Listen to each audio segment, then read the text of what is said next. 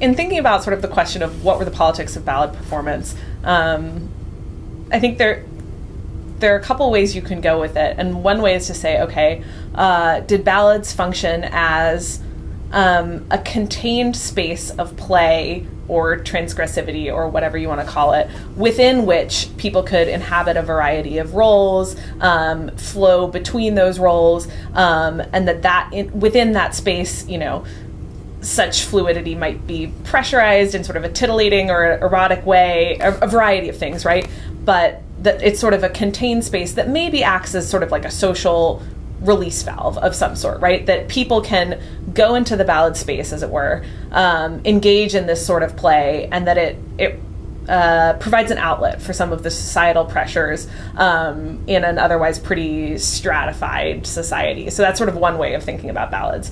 The other way is perhaps ballads are instigators or perpetuators of class action, class movement, gender action, gender movement, gender transgressivity, right? That the ballads actually allow us socially to go somewhere, to do something, to change something. So it's not a confined space in which we just let off the pressure, in which we sort of just blow off steam and then leave it and go back to our regular stratified lives. That instead it is actually a place in which we can first explore social subversion, social transgressivity, class subversion, class transgressivity, gender subversion, etc., and then sort of further push that transgression into social change or fluidity of some kind. So those are sort of, I think, two ways of asking ourselves what it is that ballads do.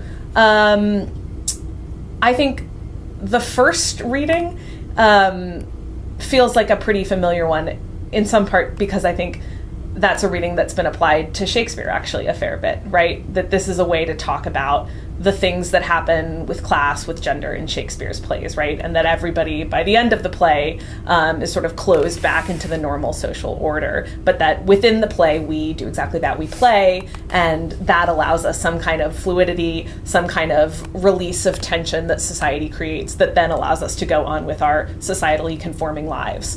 I'm not sure about that as a reading of Shakespeare, but B, I think ballads certainly do that, but I think they do more than that. And I think you can talk about ballads in this way, and you can talk about popular song forms more generally in this way. So, you can think about the ballads that then moved into Appalachia, that then sort of in the development of American labor movements became songs that were actually used by progressive labor movements to advocate for real political and social change.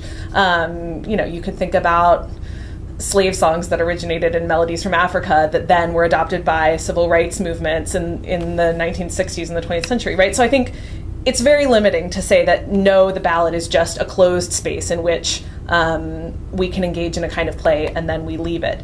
But I think that is maybe sometimes a convenient fiction that actually allows sort of pretty conforming individuals or social groups to engage really comfortably in the ballad form. So I think we can have it both ways to a certain extent.